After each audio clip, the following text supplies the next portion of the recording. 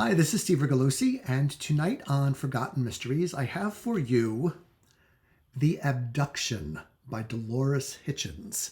And I don't know if you can see there in the license plate, it says that this is an inner sanctum mystery. So that imprint was published by Simon and Schuster.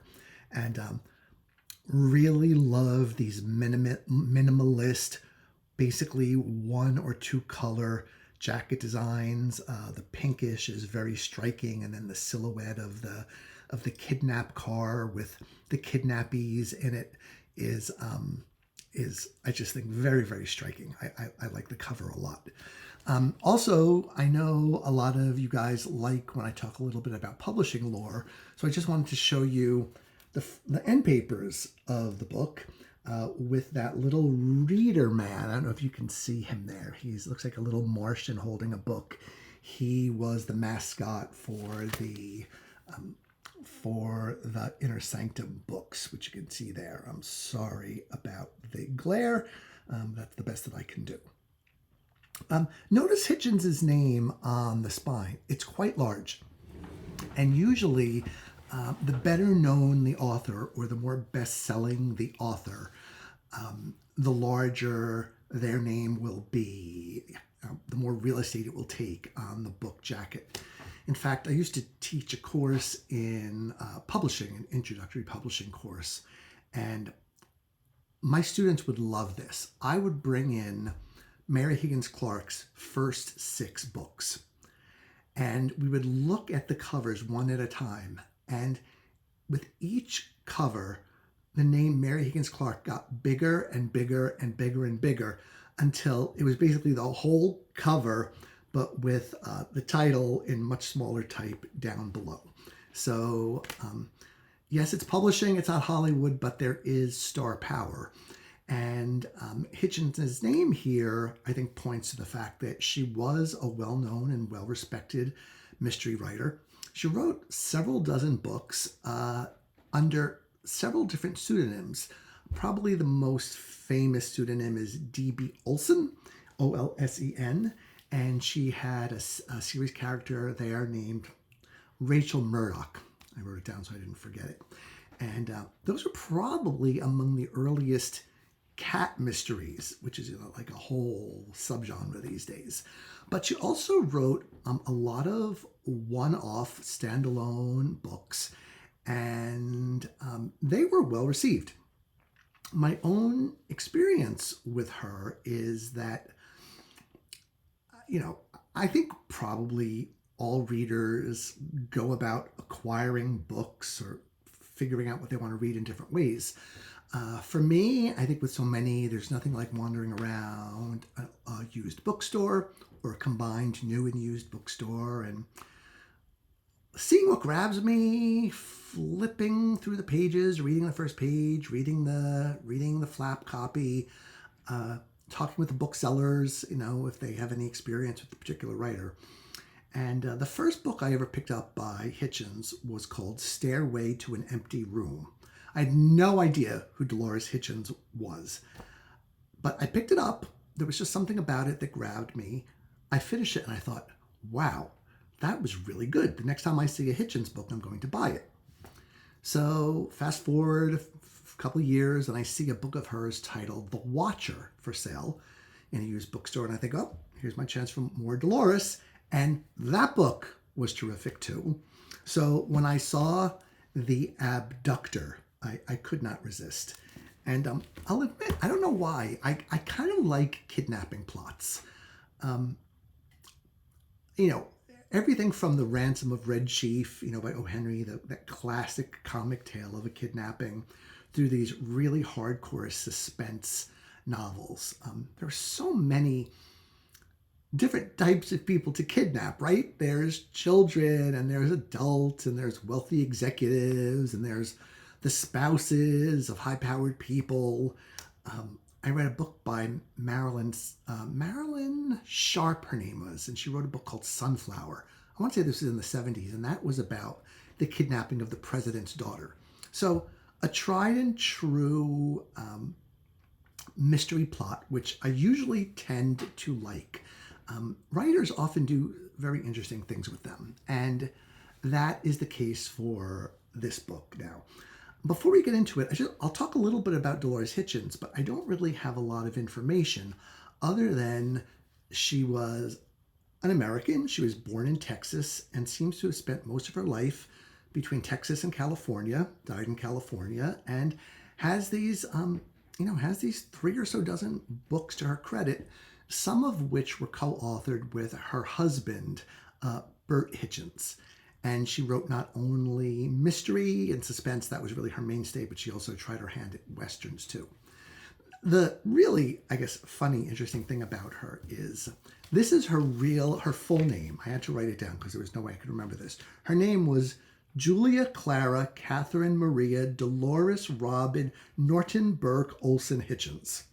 Okay, if that doesn't set a record for lengthy names, I don't know what does. Even Queen Elizabeth, the late Queen Elizabeth, her name was Elizabeth Saxe Coburg Gotha. So half the length of Dolores Hitchens. So I really enjoyed this book. And before I get into the plot, I just want to give you a little bit of a preface, as I often do. So I read plenty of mysteries that I don't review on this channel because when I close that book or I finish the final page, I think I've really got nothing to say about this book. I mean, even if I liked it and it was fine and it had good suspense or whatever, not all books lend themselves to conversations, right? Or book club discussions. I call this channel my one-man book club. The books that I review here for you are ones that I really feel have a little more gravitas or have a little something heftier to grab onto that could be interesting to talk about or speculate about and so forth. And so what made this book really interesting for me thematically was real character growth in the course of a 200-page book. And growth not just of one character, but of 3, 4, or even 5 characters. Very hard to do, right, within the strictures of genre fiction, where you're paying so much attention to plot and keeping the reader interested, to be able to create that character arc where people end the book better, stronger, and happier than they were throughout the book, I think is a pretty remarkable accomplishment. And that is what Dolores Hitchens does in this book. And I'll explain why now. So the plot, like so many plots, is really based on something pretty simple, which is the fact that many people have the same name, right? I mean, when I grew up, there were a couple other Steves, but I seem to remember most of the girls in my classes in grammar school and middle school were either named Debbie, Kathy, Lori, or Terry. Those were the names back then. And of course, there's a whole different set of names now. So what this book is based on is the fact that 2 of the characters are named Marion and one is named Marilyn, which can be easily misheard or mistyped as Marion. So for all intents and purposes, you've got 3 characters with the same name. And in the early part of the book, your goal is to, as a reader, you're trying to figure out, who is this abductor after? Which of the 3 of these, one is an adult, one is a substitute teacher, and 2 of them are grammar school students who are in like the 4th or 5th grade. Once the abduction happens, you know why, you know who, and you know the abductor's motive. But as in so many good mysteries, things don't go according to plan for the abductor. And so what that leads to is a very tight, very fast-paced 200 pages where you can't keep reading. You can't stop reading. You just want to keep reading to find out what happens, to see what kind of surprises Hitchens is going to throw at you, or how she's going to twist the plot. And she does this with a set of characters whose motivations feel very real, whose reactions to situations feel real and thought through, not typical mystery tropes. I mean, there's some of that, but these are people who think about how they're going to behave and make plans and work through possible scenarios in their heads before just making rash decisions. It's like, we all know about these, these books where the heroine gets a call from a stranger at 3:00 in the morning who says, "Meet me in an hour in a deserted alley," and then the hero or the heroine goes, and you're screaming at the book, "Why are you so stupid?" That doesn't happen here because all the characters are so well motivated.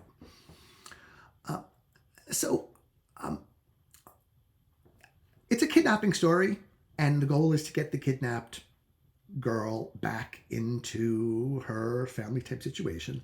But I want to talk more about these characters. So the first of them is our substitute teacher. Her name is Marion Kennick, and she's having a lot of trouble in her marriage. She very much loves her husband, but her husband is an alcoholic who won't stop, and she wants to leave him, but she doesn't want to leave him because she's so because she's always hoping for the best, right? As the family and friends of alcoholics do. They're expecting the big change that doesn't really come much of the time.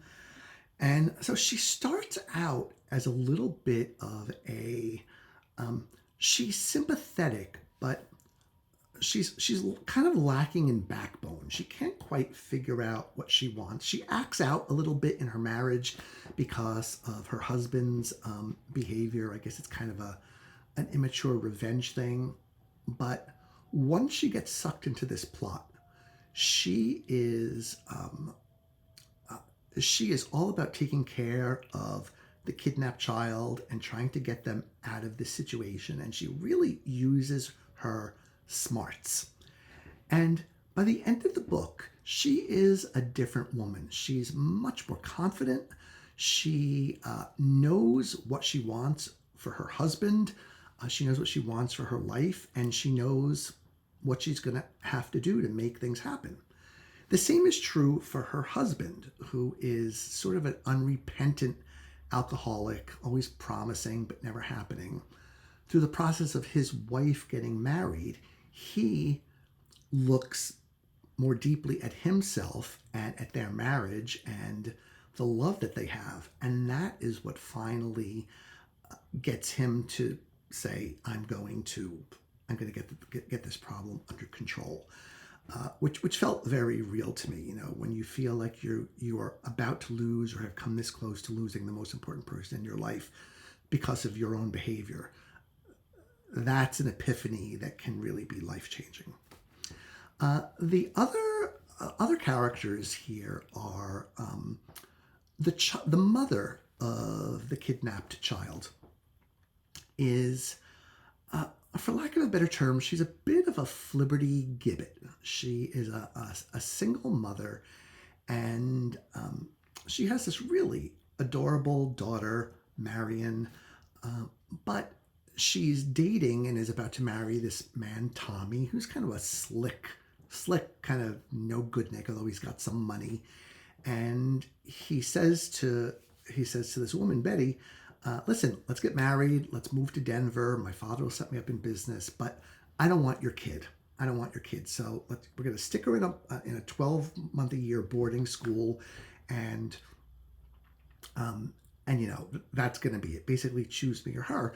And at the beginning of the book, the mother chooses her boyfriend over her daughter, and she's also not made out to be maybe the most deep thinking woman. She's very, very vain. She needs glasses and she can't see, but she refuses to get a pair of glasses because she thinks they're going to make her look matronly or unattractive or whatever. So she's very much on the surface. And through the process of having her child kidnapped, she realizes, was I really going to choose this nasty man over my own child, my own flesh and blood?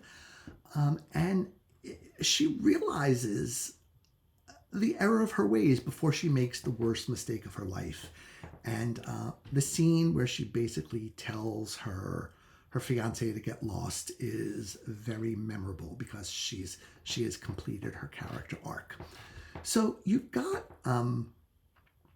then there's another couple in here who they have a happy marriage, and they are dealing with a stalker who is actually the abductor, but who abducts the wrong child.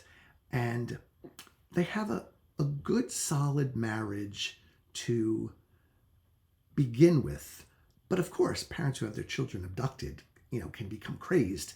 They really try their best to make the best decisions to keep that kidnapped child safe through their own